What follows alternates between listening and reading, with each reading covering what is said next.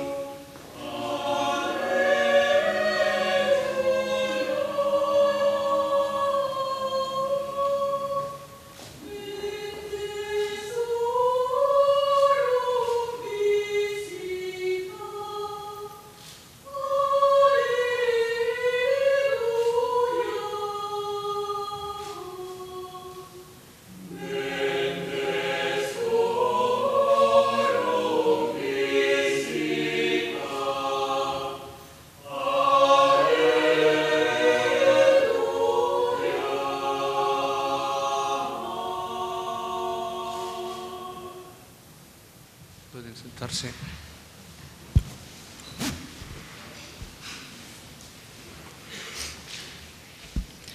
El padrino del doctorando, doctor don Alfredo Marcos Martínez, tiene la palabra.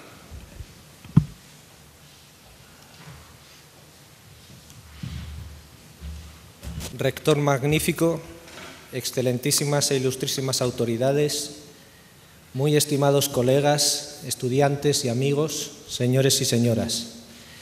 Es para mí un honor pronunciar la laudatio del profesor Evandro Agazzi, por encomienda del Departamento de Filosofía y de la Facultad de Filosofía y Letras de nuestra universidad. Evandro Agazzi nació en Bérgamo, Italia, y consiguió el título de doctor en Filosofía en la Universidad Católica de Milán. Cursó después la licenciatura en Física en la Universidad Estatal de Milán y realizó estudios de posgrado en Lógica y Filosofía de la Ciencia en Marburgo, Oxford y Münster. Fue catedrático de Filosofía en la Universidad de Friburgo, Suiza, y también en la Universidad de Génova. De ambas es profesor emérito. Ha sido profesor visitante en las universidades de Düsseldorf, Berna, Pittsburgh, Stanford, Ginebra, Universidad Autónoma Metropolitana de México y actualmente es profesor en la Universidad Panamericana de la Ciudad de México. Es presidente de la Académie Internationale de Philosophie des Sciences, con sede en Bruselas, y presidente honorario de la Federación Internacional de las Sociedades de Filosofía y del Instituto Internacional de Filosofía, con sede en París, después de haber presidido ambas instituciones. Es doctor honoris causa por las universidades argentinas de Córdoba, Santiago del Estero, Cuyo, Mendoza, por la Universidad Ricardo Palma de Lima, las universidades italianas de Urbino e Insubria, el Colegio de Estudios de Posgrado de la Ciudad de México. Es miembro de diversas academias e instituciones científicas de varios países, entre las cuales destacan la Academia Rusa de las Ciencias y la Academia Mexicana de las Ciencias. Su amplia labor de investigación se ha desarrollado especialmente en el ámbito de la lógica, la ética y la filosofía de la ciencia. Ha publicado como autor o como editor del orden de 80 libros y más de 1000 artículos. Están traducidos al español algunos de sus libros: La lógica simbólica, Temas y problemas de filosofía de la física, Filosofía de la naturaleza, ciencia y cosmología, El bien, el mal y la ciencia y La ciencia y el alma de Occidente. Muchos de sus escritos han sido además traducidos al francés, inglés, alemán, ruso, portugués, polaco, húngaro, chino, japonés y árabe. La editorial alemana Springer acaba de publicar su obra más señera y reciente sobre la objetividad en ciencia, así como un volumen sobre la filosofía de Evandro Agazzi con aportaciones de numerosos académicos de diversos países. Antes aún de glosar el contenido filosófico de su obra, permítaseme recordar sumariamente algunos aspectos de su continuada colaboración con nuestra Universidad de Valladolid. Fue el ponente principal en el Congreso Internacional sobre Ciencia y Sociedad, octavas jornadas de filosofía, organizado por nuestra universidad y celebrado en la Facultad de Filosofía y Letras en noviembre de 1999. Las tradicionales jornadas de filosofía de nuestra universidad se convertían así por primera vez en un congreso internacional que contó con casi 2 centenares de participantes. La presencia del profesor Agazzi en el programa constituyó una garantía de calidad científica y de reconocimiento internacional. Pronunció también la conferencia inaugural en el 4º Congreso de la Sociedad de Lógica, Metodología y Filosofía de la Ciencia en España, celebrado también en Valladolid, en nuestra Facultad de Filosofía y Letras, en 2004. La edición que se celebró en este año contó con unos 200 participantes, 6 secciones, varios workshops y mesas redondas, y las actas fueron publicadas por el Departamento de Filosofía de la Universidad de Valladolid. Ha sido el impulsor y primer coordinador académico por la parte italiana de un acuerdo de intercambio Erasmus entre la Universidad de Valladolid y la Universidad de Génova en el área de filosofía. Dicho convenio se mantiene vigente hasta el día de hoy desde 2003. Asimismo, ha colaborado en la publicación del libro Racionalidad científica y racionalidad humana, publicado por el Secretariado de Publicaciones de nuestra universidad, con un capítulo de su autoría titulado Filosofía técnica y filosofía práctica. Su obra, por añadidura, ha inspirado la redacción de numerosos trabajos de grado, de máster y tesis doctorales en nuestra universidad y en las aledañas. En suma, el profesor Evandro Agazzi ha favorecido siempre la visibilidad internacional de la investigación y docencia en filosofía que se lleva a cabo en nuestra universidad. Con su magisterio y ejemplo ha contribuido a la búsqueda de la excelencia en la que todos los académicos de esta universidad estamos comprometidos. En el terreno de los contenidos filosóficos, el profesor Agazzi ha hecho aportaciones originales de máximo valor e impacto mundial a la cuestión de la objetividad del conocimiento científico y a la cuestión de las relaciones entre ciencia y ética. Sobre este último aspecto versará su lección magistral. Sobre el mismo versa también su influyente libro Il bene, il male e la scienza, traducido a varias lenguas, entre ellas la nuestra, y reconocido con varios premios, como el Premio Europeo Cortina Ulisse y el Premio Príncipe de Liechtenstein. La obra de Evandro Agazzi abarca un extensísimo territorio que cubre prácticamente todas las grandes áreas de la filosofía actual. Su interés inicial por la lógica y la filosofía de la ciencia no le ha impedido abordar con profundidad, lucidez y actualidad problemas que están en el campo de la ética, la filosofía política, la epistemología o la ontología. Es más, podríamos decir que precisamente el desarrollo de su pensamiento sobre la ciencia es el que le ha llevado de modo natural a la investigación en todos estos otros terrenos. Esto es lo que ha ocurrido con su valiosa reflexión sobre la modernidad, que linda ya con el campo de la filosofía de la historia, de la sociedad y de la cultura. Agazzi nos ha aportado una caracterización muy fértil de la modernidad como autonomía, A partir de ahí ha logrado diagnosticar con precisión una de las causas del malestar cultural contemporáneo, a saber, los excesos en la línea de la autonomía. Y además ha desarrollado y aplicado un tratamiento correcto para esta patología de la modernidad, el enfoque sistémico. Evandro Agazzi se pregunta por la posición de la ciencia en el conjunto de la vida humana. Las ideas más populares en este sentido no son nada satisfactorias. Por un lado, el cientificismo afirma una especie de supremacía de la ciencia sobre la vida y expresa una superioridad de la visión científica del mundo. Por otro lado, los críticos más radicales fomentan una mentalidad anticientífica que resulta claramente inapropiada. Es necesario un término medio y mejor entre el cientificismo y la anticiencia.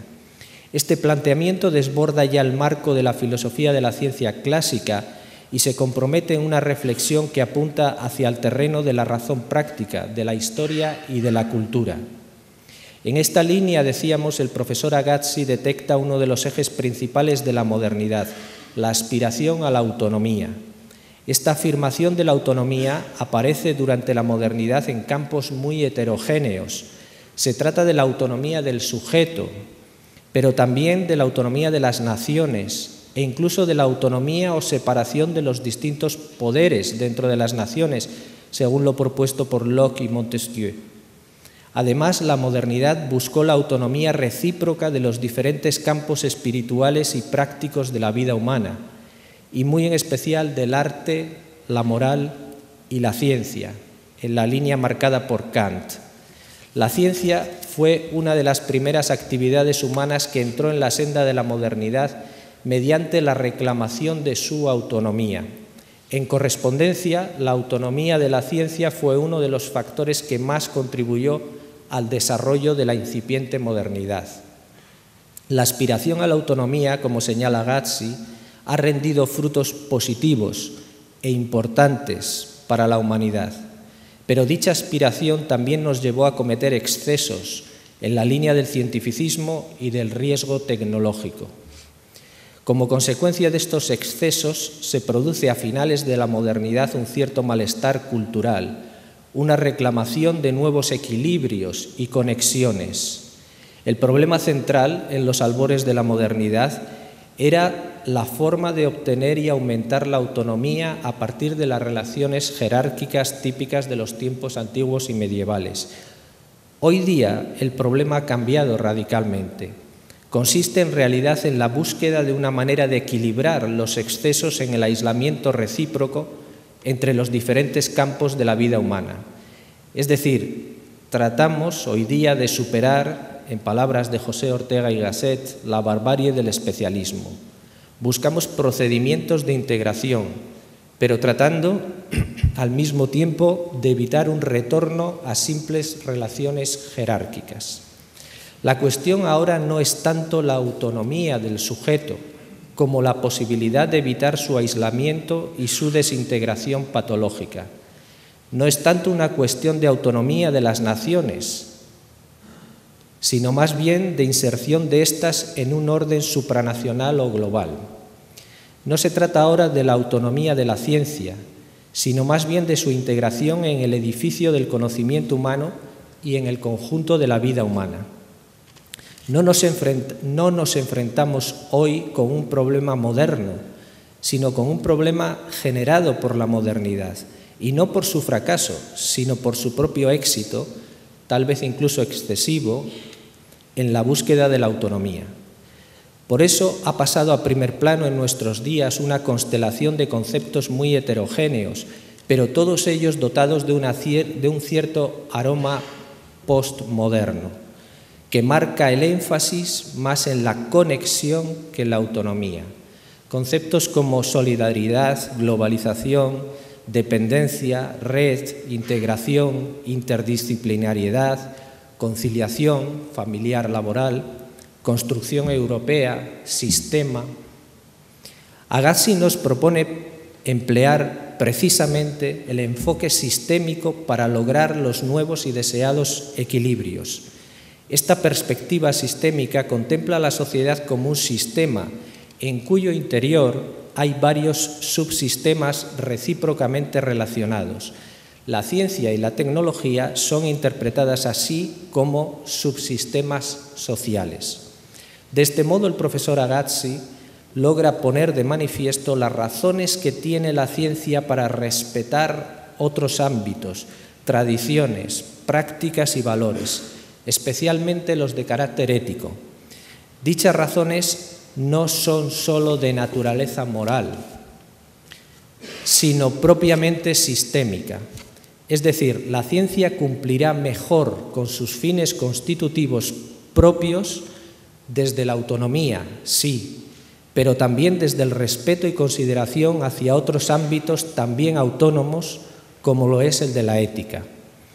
Hay que aclarar, por último, que el enfoque sistémico en la versión del profesor Agazzi no anula la libertad humana ni la racionalidad práctica, sino que más bien las posibilita y potencia. En virtud de todos los méritos objetivos expuestos, en virtud también de su trayectoria de generosa colaboración con nuestra universidad y muy especialmente por sus originales y valiosas aportaciones a la filosofía contemporánea, solicito se proceda a investir al profesor Evandro Agazzi como doctor honoris causa por la Universidad de Valladolid. Muchas gracias, señor padrino. Nos ponemos en pie. Se va a proceder a la investidura solemne como doctor honoris causa del excelentísimo señor doctor don Evandro Agazzi.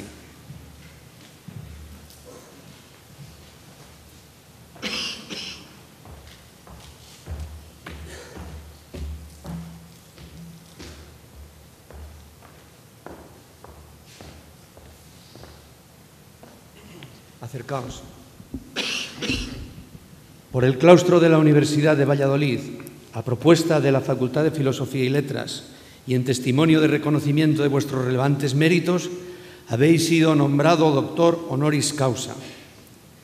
En virtud de la autoridad que me está conferida por las leyes del reino, os entrego dicho título y se os impone como símbolo el birrete laureado, venerado distintivo de alto magisterio español.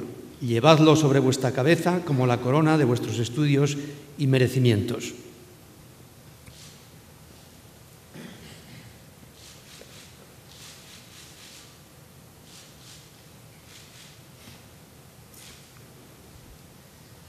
Vuestro padrino os entregará los demás atributos de dicho nombramiento.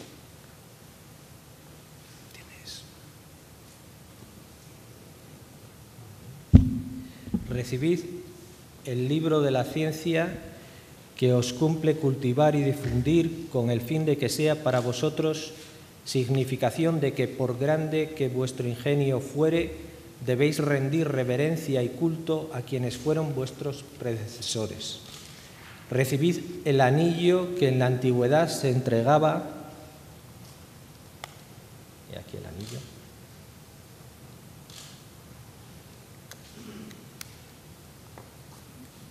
Recibid el anillo que en la antigüedad se entregaba en esta venerada ceremonia como emblema del privilegio de firmar y sellar los dictámenes, consultas y censuras de vuestra ciencia y profesión. Recibid finalmente los guantes blancos, símbolo de la fuerza que deben conservar vuestras manos y signo también de vuestra alta categoría. Invito al nuevo doctor honoris causa a prestar juramento. Yo, Evandro Agazzi, juro procurar y defender el honor, la reverencia, el provecho, la libertad y la excelencia de esta alma universidad con todas mis fuerzas mientras viva. También juro cuidar de cualquier otro modo, pública o privadamente, el honor y la conveniencia de dicha universidad, así como de sus doctores y maestros, presentes, ausentes y futuros en todas partes, ya permanezca en esta universidad, ya en cualquier otro lugar, y aún elevado a cualquier dignidad por alta que fuera, cumpliré con el mayor ahínco y empeño todos y cada uno de estos extremos, y en caso de que fuera requerido, prodigaré a todos ellos con todas mis fuerzas favor, auxilio, patrocinio y consejo.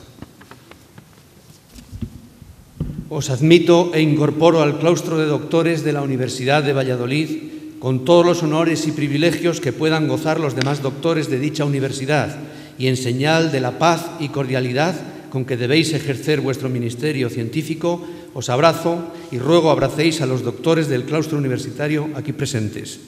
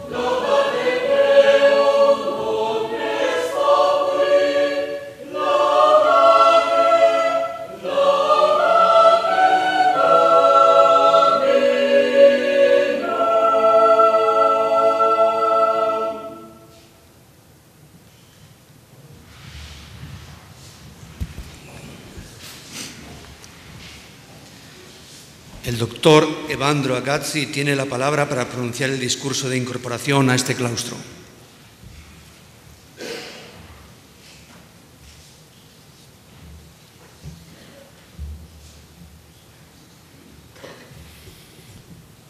Magnífico y excelentísimo señor rector, ilustre claustro de los profesores de la Universidad de Madrid, ilustrísimas, excelentísimas autoridades, queridos colegas, amigas y amigos, estudiantes, señoras y señores. Antes de dar inicio a este discurso, quiero expresar mis sentimientos más sinceros de agradecimiento para el gran honor que acaba de serme reservado de recibir el doctorado honoris causa de esta universidad. Universidad tan ilustre por su larga historia, que ha hecho de la Universidad de Valladolid no solo una de las primeras universidades de España y de Europa, sino también una especie de punto de referencia de aquella gran tradición, sólida tradición, fuerte, digna tradición, que podemos llamar la hispanidad.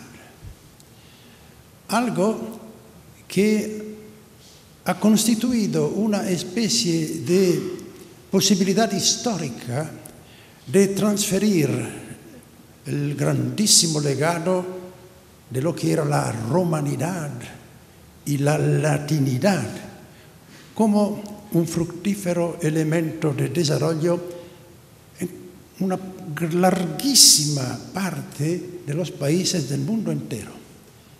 Y por eso yo quiero decir que esta ceremonia que me incorpora en el claustro tan ilustre de los doctores honoris causa de la Universidad de Valladolid me permite considerarme en una cierta medida también incorporado en esta grande tradición de hispanidad, que siempre he admirado y respetado y sigo admirando y respetando, aunque hoy en día la moda intelectual y cultural haya enderezado los ojos más hacia otras partes del mundo, pero no se puede destruir la tradición.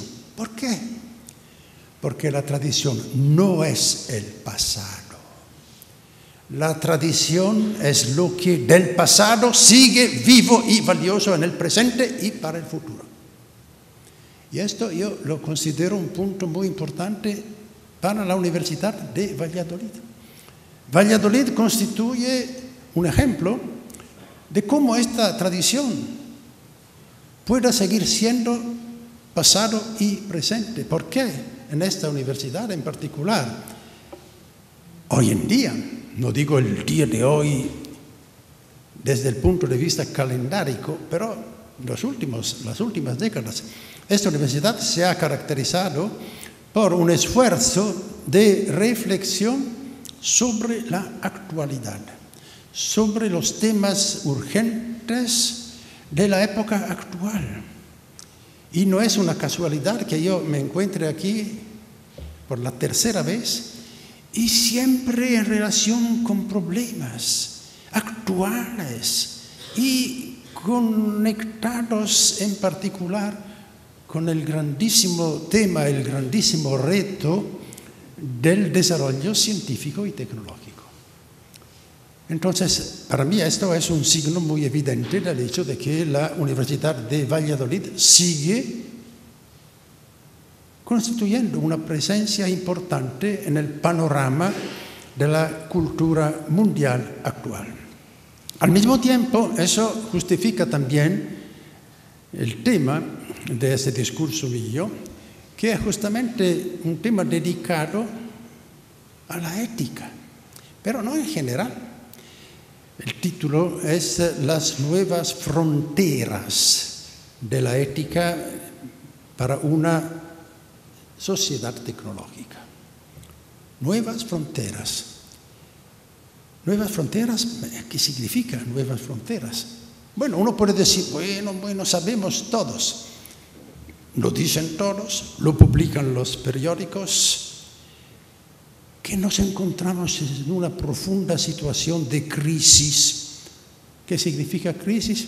Bueno, en general, cuando se habla de crisis, hoy en día se piensa en la crisis más o menos económica, ¿no? Nos hemos convertido en países un poco más pobres que antes. Hay dificultades de varios tipos, desempleo, etcétera, etcétera. Pero se habla de crisis en un sentido muy profundo y no desde ayer. Una crisis sobre todo de tipo ético, de tipo moral. Y dice, bueno, el Occidente, especialmente el Occidente, se encuentra en una situación de crisis moral. ¿Por qué? Bueno, según un cierto tipo de análisis, esto se identifica con el hecho de que ciertos valores, ciertas normas tradicionales ya no se encuentran realizadas en la vida cotidiana de la gente. Por ejemplo, todo lo que concierne a la esfera de la sexualidad ha cambiado radicalmente con respecto a los valores tradicionales. Y no se trata de la única esfera. Para otros, la crisis está hasta más profunda. No, la crisis es más profunda porque constatamos una verdadera dificultad para la gente de nuestro tiempo a aceptar la idea del deber, a aceptar la idea que hay que limitarse. Yo creo que mi padrino ya insistió lo suficiente sobre este punto dentro de mis escritos y en la manera muy eficaz en la cual ha presentado esta idea de la autonomía. Ahora bien, yo me pregunto si en verdad este análisis es correcto. Yo creo que no es correcto desde dos diferentes puntos de vista. Primero, hay un punto de vista teórico. La primera postura es un poco contradictoria. ¿Cómo puedes quejarte que los valores tradicionales, como tú los llamas, no tengan atractiva, vigencia, fuerza?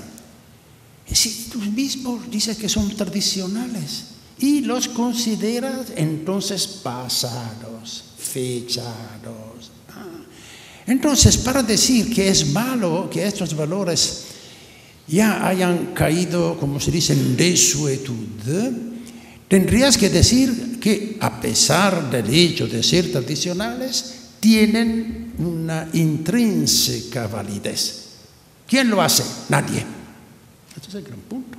Entonces aquí se ve que falta una reflexión ética específica, profunda, que no se limite a llorar sobre el buen tiempo que ya fue. En cuanto al segundo aspecto, que es mucho más delicado, porque este aspecto concernería algo mucho más profundo, es decir, la corrupción del tejido moral de nuestra época. La gente no se siente vinculada, no se siente comprometida. ¿Y por qué? Este es el gran punto. ¿Por qué? No es que carezcan de valores, ¿no? Si uno mira y ve que hay ideales, valores. La solidaridad, por ejemplo. El respeto de las personas. Hay varias cosas que se encuentran cada día. El voluntariado, miles de manifestaciones que dicen, no es verdad que la gente hoy no cree en ciertas cosas. No es que hoy en día no esté dispuesta a sacrificios, pero quieren saber para qué lo hacemos. Ese es el gran punto. Aquí ven que es una falta de reflexión. ¿Y cómo podemos encontrar el nudo que nos explique por qué nos encontramos en esta situación? Yo creo que el nudo se encuentra en el hecho de que la ética, en cuanto tal, es una parte fundamental de lo que yo acostumbro llamar el problema de la vida con una V mayúscula, V chica mayúscula, el problema de la vida. ¿Qué es el problema de la vida? Es el problema de darle un sentido y un valor a su propia vida considerada globalmente. Es decir, no solamente hay un verdadero problema que concierne qué voy a hacer en mi vida, importante, más profundo, qué voy a hacer de mi vida, es mucho más importante, profundo y difícil. El problema de lo que voy a hacer de mi vida. Ustedes ven que aquí encontramos el sentido de la existencia. Y a propósito de este gran tema, de este gran problema, que miren, ha sido más o menos el problema constante de la filosofía desde el inicio de la historia de la filosofía occidental. Hoy en día no se habla en filosofía. Desapareció de la agenda filosófica. ¿Y por qué? Porque hoy en día la filosofía se ha convertido ¿en qué? Filosofía de algo. Filosofía del arte. Filosofía de la religión. Filosofía de la historia. Filosofía de la ciencia. Hasta filosofía del sexo y del amor. Filosofía del sport.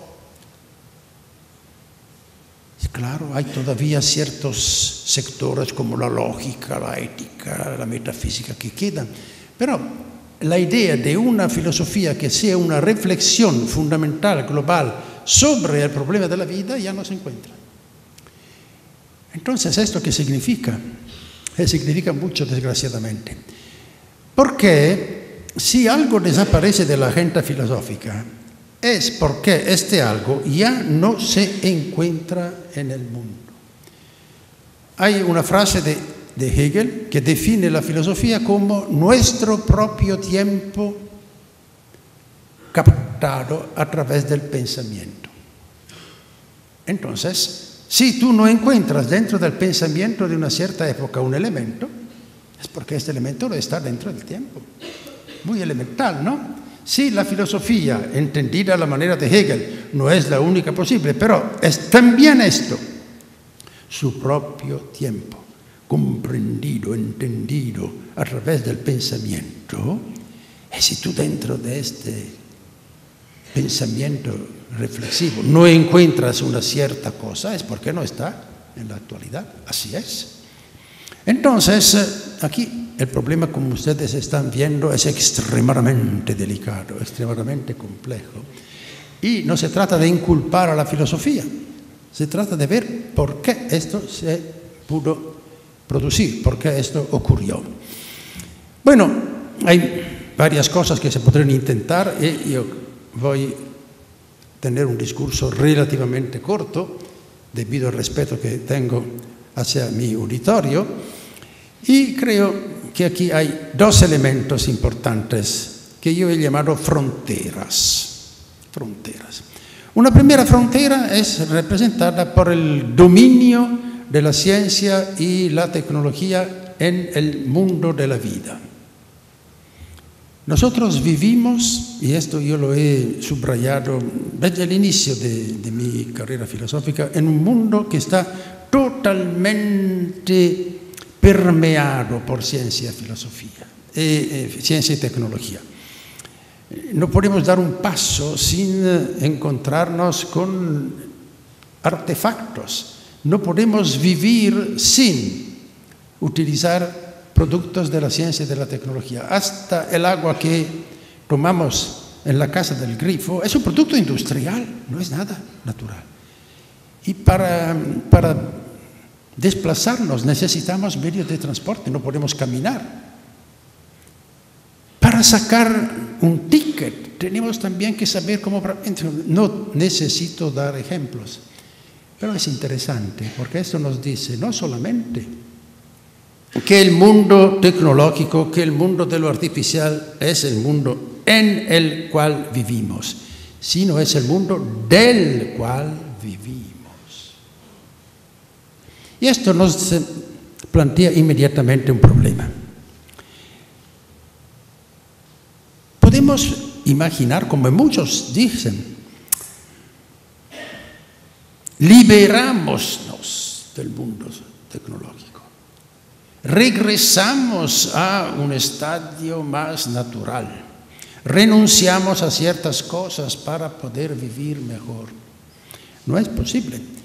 Sería un poco como si el hombre que todavía vivía en las selvas, a un determinado momento, hubiera decidido de darle fuego a la selva.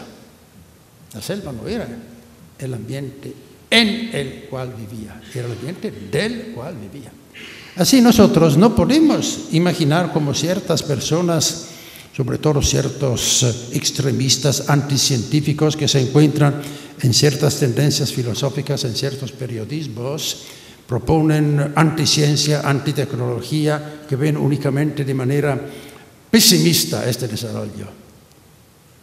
No podemos. Entonces el verdadero problema es el de aceptar la ciencia y la tecnología sin caer víctimas del extremo opuesto que ya mi padrino presentó muy bien, que es parte fundamental de mis escritos, que es el optimismo absoluto del cientificismo. Nosotros hemos pasado de manera a lo mejor demasiado repentina de una postura de cientificismo a una postura de anticiencia. Los dos extremos son desastrosos. El cientificismo es desastroso ¿por qué? En primer lugar, porque ha contribuido de manera muy fuerte a empobrecer el concepto mismo de vida. Un primer empobrecimiento ya se encuentra en la manera normal de hablar. Hablamos de vida profesional, vida afectiva, vida familiar, vida. Todas estas son formas del vivir existencial, pero ustedes ven muy bien que no abarcan la totalidad de la vida, entendida como existencia, que tiene muchas más dimensiones. Para decirlo de manera muy breve, es suficiente ser un buen médico, un buen abogado, un buen ingeniero, para que esta persona viva con completud su vida y pueda darle un sentido y un valor a su existencia. Probablemente no, es una parte importante, claro, del valor de su existencia, el poder realizar de manera correcta su actividad profesional. Ahora vamos viendo un poco que el empobrecimiento del concepto de vida se realiza justamente cuando de la vida se ocupan las ciencias. ¿Cuáles? Las ciencias de la vida, es obvio. Vean ustedes cuánto es importante hoy en día la vida. Las ciencias de la vida se han convertido hoy en día en las ciencias líderes. Lo que un tiempo era la física, hoy en día son las ciencias de la vida. La biología, la genética, la genómica, las neurociencias, etcétera, etcétera, que investigan, ¿qué? Claro, los aspectos que las ciencias biológicas pueden investigar. Es decir, los aspectos, disculpen, estrictamente biológicos del ser humano. No quiero para nada negar la importancia de los resultados que se consiguen, que se han conseguido y que se podrán conseguir dentro de esta ciencia. Pero, al mismo tiempo, tenemos que darnos cuenta de ciertas cosas. Primero, que la grandísima ventaja de las lecturas científicas es que permiten proponer modelos de lo que se estudia. Pero, claro, son modelos que utilizan estrictísimamente los conceptos y los métodos de aquella ciencia que proporciona el modelo. Si la ciencia es la mecánica, el modelo es una máquina mecánica. Si la ciencia es la química, el modelo es una máquina química, Si el modelo es la cibernética, la computación, el modelo será un modelo de tipo computacional, cibernético, etc. ¿Cuál es la ventaja? Es grandísima ventaja. La máquina no tiene ningún secreto. Esto es la grandísima ventaja. ¿Por qué? De una máquina se sabe cómo va a ser y cómo va a funcionar antes de haberla realizada. ¿Se dan cuenta qué significa todo esto? No es que uno, intenta y va y ve y conjetura y opina y modifica y finalmente de la experiencia mano a mano le sale una cierta solución. Sigue existiendo este tipo de práctica. Pero la ventaja de la máquina es que es el resultado de un proyecto. ¿Y este proyecto en qué consiste?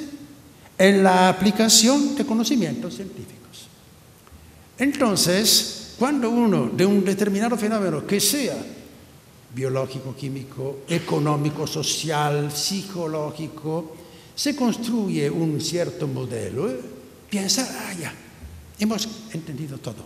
Claro, queda todavía algún detalle, hay que esperar un poco de progreso, eventualmente otra rama de la ciencia que va a aportarnos un cierto conocimiento y luego vamos a entender todo.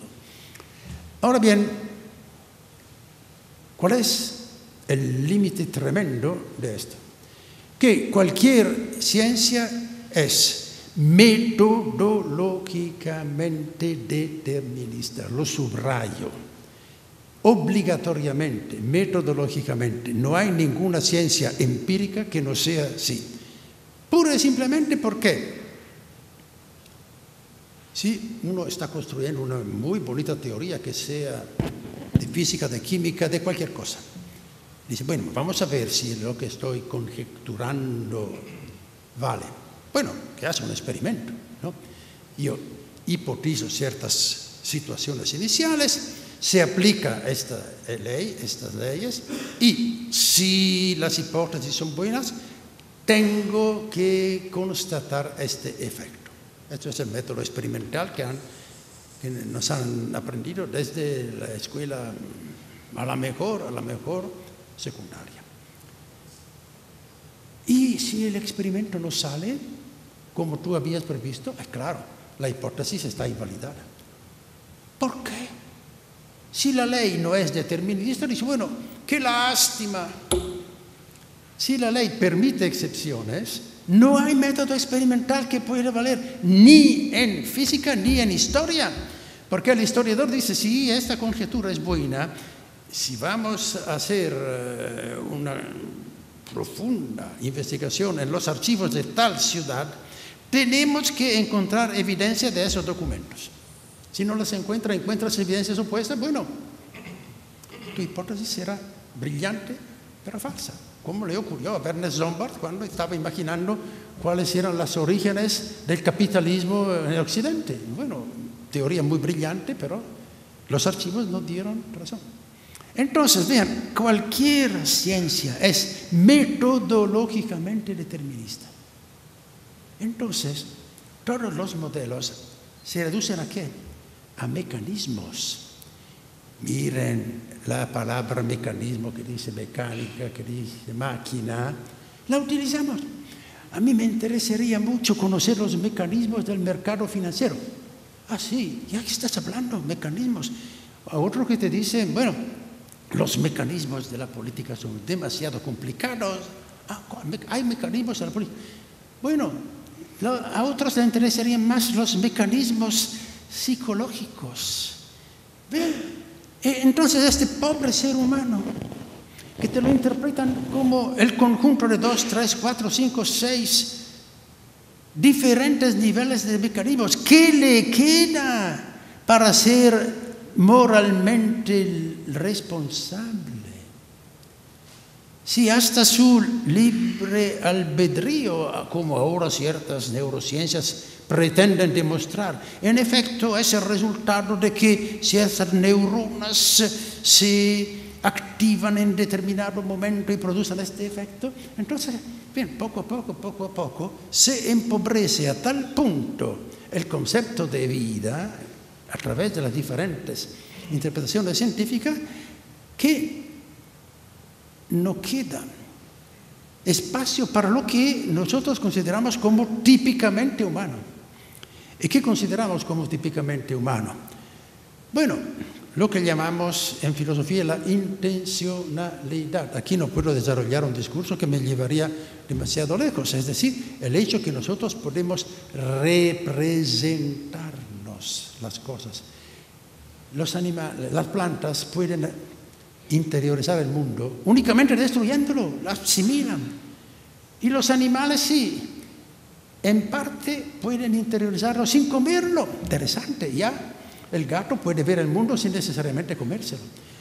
Pero el ser humano puede representarse el posible, el futuro, el obligatorio, el prohibido. ¿Cuántas cosas? Entonces, todo eso no se encuentra en ninguna ciencia, en ningunísima ciencia. ¿Por qué? Porque en una ciencia tú podrás imitar un pequeño segmento, hasta de la actividad de pensamiento, ¿no? Una computadora que te hace un cálculo. La computadora no interpreta nada, no calcula. Es el que utiliza la calculadora que sabe que los datos que ha puesto son los valores de ciertas cosas y interpreta el resultado. Pero hay mucho más.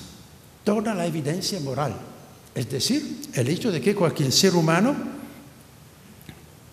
distingue entre sus acciones las buenas y las malas. Es decir, aquí se ve la idea del deber, absolutamente ausente de cualquier ciencia, que sea física o humana. ¿Por qué? Porque la ciencia dice cómo están las cosas, nunca dice cómo deberían ser, ¿no? Una teoría te ayuda a entender mejor cómo están las cosas, más allá de lo que puedes ver inmediatamente, pero nunca te dice cómo deberían ser. Ni siquiera las ciencias dichas sociales. Un buen sociólogo te analiza una cierta sociedad, te dice en esta sociedad, bueno, por ejemplo, la venganza es un valor, pero no te dice si es bueno o es malo, ¿no? Es descriptivo. La presencia de la dimensión del deber ser, del deber hacer, es totalmente fuera del campo de cualquier investigación científica. Yo creo que he dicho lo suficiente para dar un poco la impresión de que con toda la confianza que podemos tener en el progreso de la ciencia y de la tecnología, no podemos pensar que con esto se acabe ni siquiera la parte más importante del grandísimo problema del sentido de la vida. ¿Y ahora qué hacemos? ¿Tenemos que desesperarnos? No. Aquí, esta es la frontera. Esta es la frontera. ¿Por qué hablo de frontera? Porque tenemos una ética tradicional de larguísima tradición, de sabiduría de siglos, que podemos remontar a Platón, Aristóteles, a la Biblia, que pero era típicamente una ética para la acción humana en un ambiente básicamente natural. Básicamente natural. El ambiente de la vida de cada día, en el entorno que nos concierne, no era una ética que pudiese considerar este enorme, grandísimo ambiente de lo artificial, que es el ambiente típico, no solo, lo repito, dentro del cual vivimos, sino del cual vivimos. Entonces aquí se necesita una evolución de la ética. No hablo de revolución, no, ¿por qué? Porque todavía esta idea de una responsabilidad personal, individual, dentro de un mundo natural, sigue siendo importante, presente y fuerte. Pero no es suficiente para tratar las situaciones concretas que encontramos. Las situaciones concretas que encontramos son las en las cuales el ser humano de sí mismo tiene una imagen mediada por la tecnología. Y las situaciones son las situaciones producidas por la tecnología. En este sentido es fundamentalísima para mí la bioética. La bioética surgió en los años 70 básicamente porque encontraba situaciones totalmente inéditas que eran producidas por los desarrollos de las ciencias biológicas y médicas. Y que es muy importante. Los problemas bioéticos surgen porque se han realizado ciertas posibilidades tecnológicas. Entonces, aquí se ve muy bien el punto. No es que tú puedas exorcizar la tecnología. La tecnología, a un determinado momento, obliga a una opción. Hay cosas que antes no se podían ni siquiera imaginar. Hoy en día se pueden. Frente a esto, hay dos lógicas. La lógica de la tecnología dice, esto se puede, tecnológicamente hablando, hacer, entonces debes hacerlo. Esta es la lógica de la tecnología. Si hay algo que está al alcance de la tecnología, tarde o temprano tiene que ser realizado. La postura de la ética es diferente. Esto se puede, pero no se debe. Se puede tecnológicamente hacer, pero no se debe. Antes no existía la opción, ahora sí existe. Entonces tú te enfrentas a una situación para la cual la ética tradicional no ha proporcionado normas, porque no existía la posibilidad de opción. No es únicamente una cosa concreta, porque la opción es el punto fundamental, es el punto verdaderamente fundamental de la acción humana. En la opción se ejerce el libre albedrío.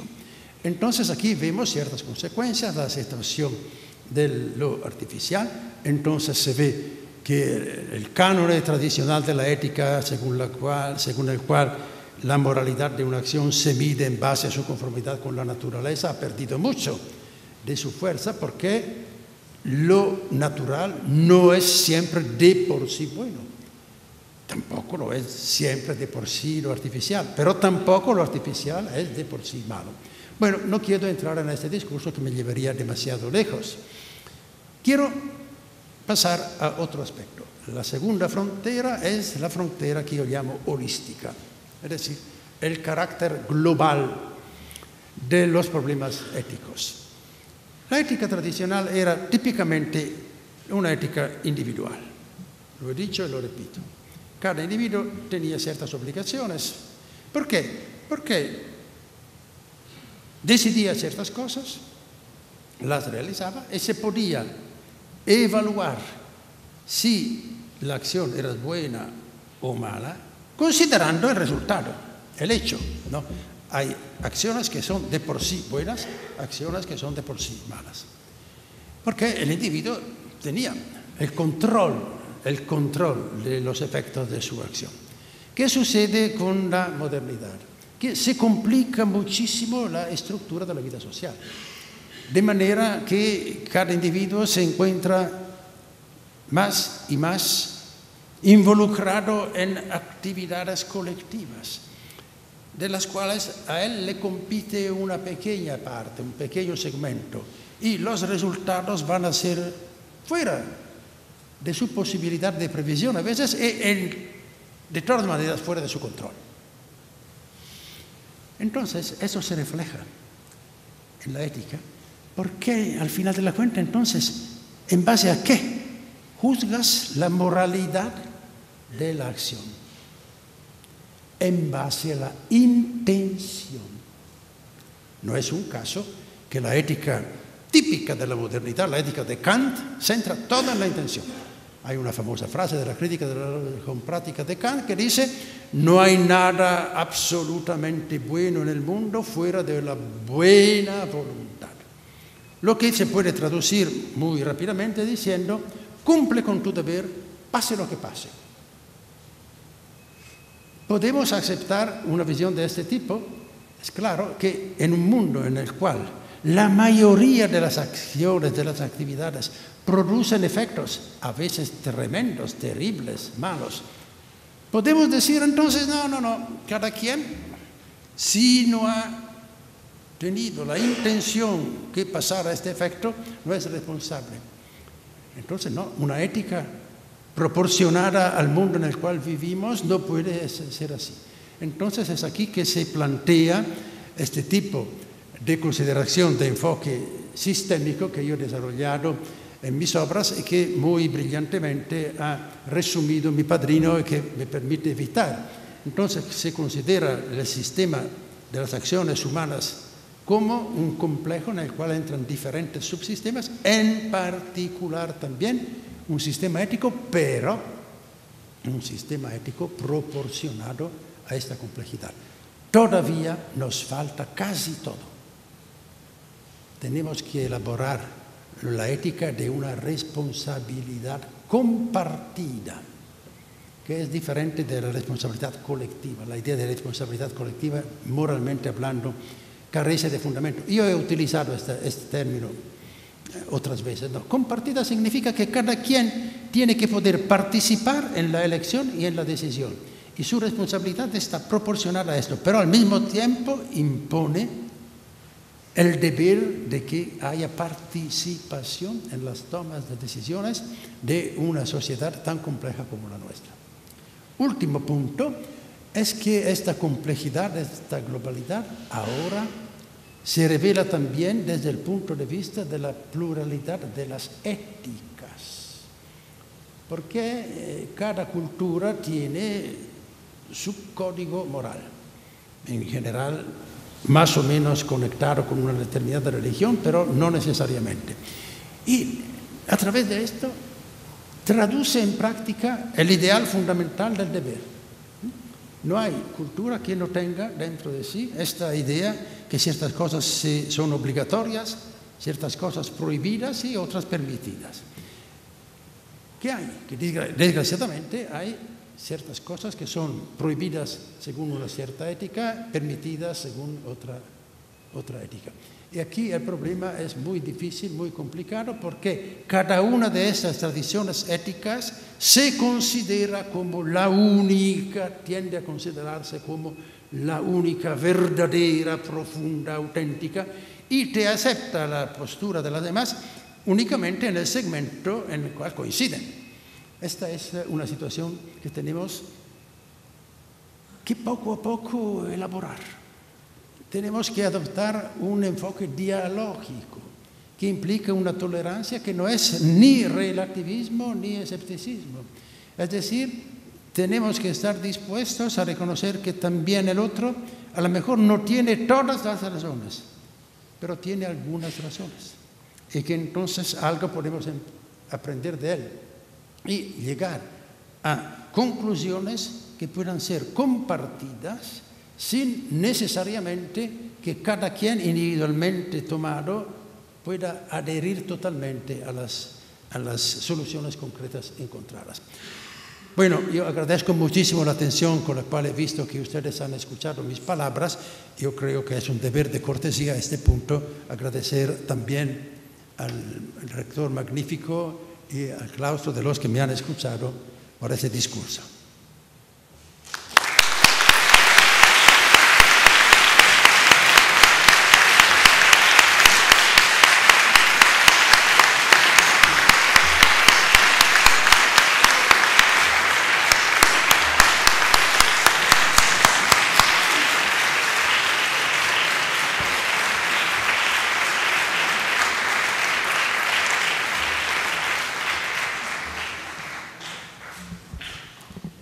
Muchas gracias, doctor Agazzi, por estas magníficas palabras.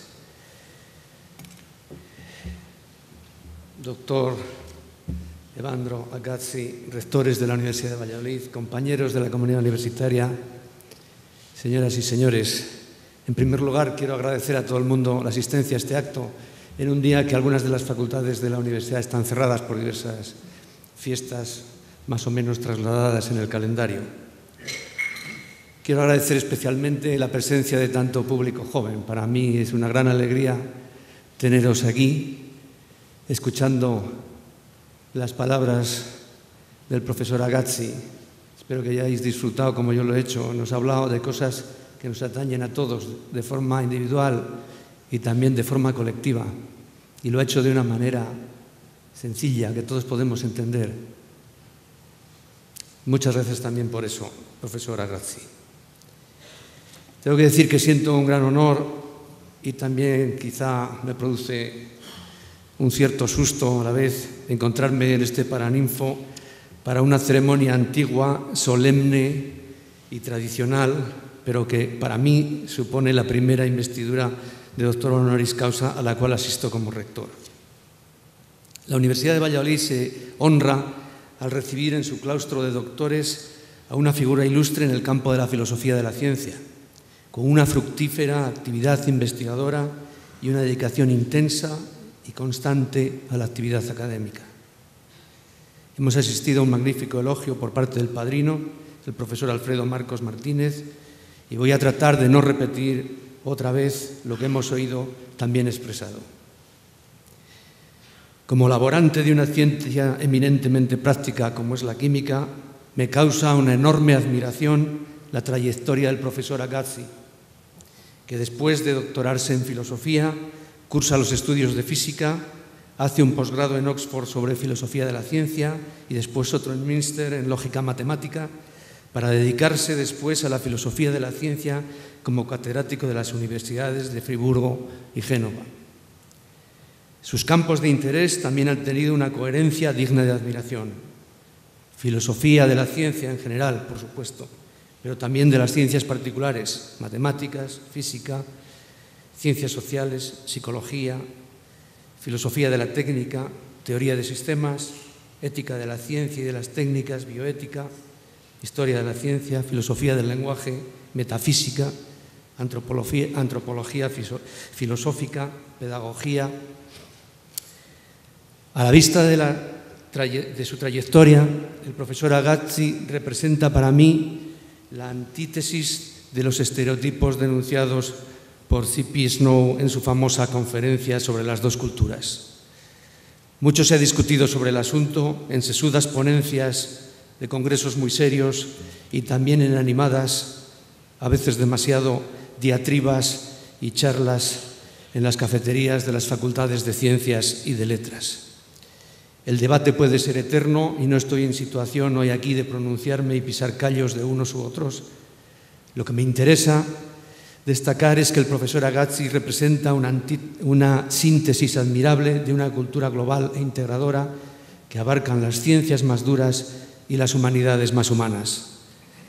Vivimos en un mundo en el que todos somos usuarios más o menos conscientes de una tecnología de la que ignoramos en la mayoría de los casos no solamente los principios en los que se basa, sino también, y esto es más grave, las consecuencias éticas, sociales o medioambientales de su uso. En este contexto, la preocupación del profesor Agazzi por las cuestiones relacionadas con la ética de la ciencia o la bioética no pueden resultar más pertinentes. En este año 2014 hemos recordado el centenario de una tragedia, el comienzo de la Gran Guerra, que después se llamó Primera Guerra Mundial. Aparte de las enormes pérdidas en vidas humanas y el atroz sufrimiento de los combatientes, la Gran Guerra produjo otra enorme pérdida, la pérdida de la inocencia, de la ciencia y la tecnología, el desmoronamiento de la confianza ilimitada en el progreso científico y tecnológico. La aplicación de todo el poder de la ciencia y la tecnología produjo la guerra química en las trincheras, los bombardeos masivos, la creación y perfeccionamiento de máquinas de matar cada vez más eficaces. Todo ello provocó en muchos científicos ilustres el horror, la amargura y el pesimismo, acrecentados por los nuevos horrores de la Segunda Guerra Mundial y de la Guerra Fría. Y ello ha influenciado a generaciones enteras de científicos y también a buena parte de la sociedad civil. La ciencia, la tecnología se usan, pero en general no se comprenden, se miran con desconfianza a veces y quizá en el fondo se temen. Personalmente soy un optimista incorregible. Ello no tiene mucho mérito. Alguien dijo que un pesimista no es más que un optimista bien informado. Por lo tanto, puede ser que mi optimismo no sea más que el reflejo de mi ignorancia. Puede también que sea el efecto de mis tempranas lecturas de Julio Verne o de Isaac Asimov, que me ha producido un sustrato ingenuo a prueba de todo. En esto tampoco soy original. Somos muchos los que pensamos que la ciencia, la tecnología, el conocimiento pueden y deben servir para luchar contra la pobreza y la enfermedad, para que los seres humanos vivamos mejor y seamos más felices, o en todo caso, menos desgraciados. Pero también debemos ser conscientes de que cuanto más potente es la ciencia o la tecnología, más devastadores pueden ser sus efectos si se usan para mal o se usan con una negligencia culpable. La responsabilidad es de todos, pero quiero creer que seremos más responsables si estamos mejor informados, que los ciudadanos estarán en mejor disposición de tomar decisiones responsablemente cuanto mejor sea su formación. Volviendo al viejo estereotipo de la diatriba entre la ciencia y las letras, me atrevería a decir lo siguiente. Estoy convencido de que todos nuestros jóvenes debieran cursar un bachillerato fuerte en ciencias. También estoy convencido de que todos nuestros jóvenes debieran cursar un bachillerato fuerte en humanidades. Es decir, tengo el convencimiento de que todos nuestros jóvenes debieran cursar un bachillerato que sea fuerte tanto en humanidades como en ciencias. Sé que esto que digo es impopular. En nuestros días todo lo que supone esfuerzo resulta impopular. Pero los únicos logros realmente gratificantes son aquellos que se consiguen con esfuerzo. El conocimiento requiere esfuerzo. Las cosas materiales, el dinero, se pueden regalar. El conocimiento, y bien lo sabemos en esta casa, requiere esfuerzo por parte de quien lo imparte, pero sobre todo para el que lo adquiere.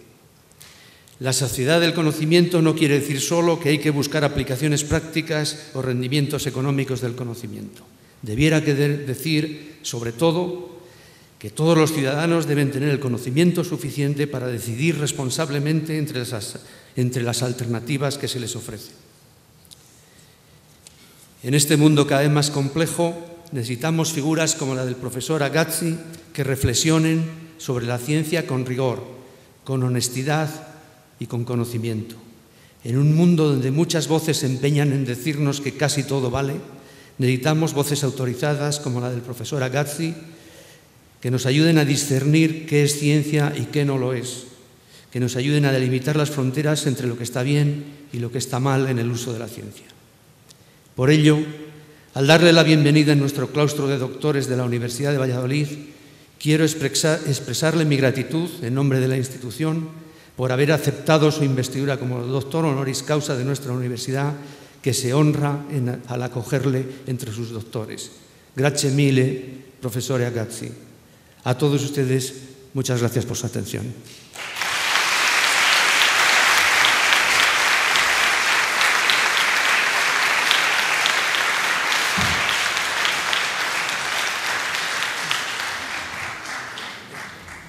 ponemos en pie, a él gaudeamos y nos descubrimos.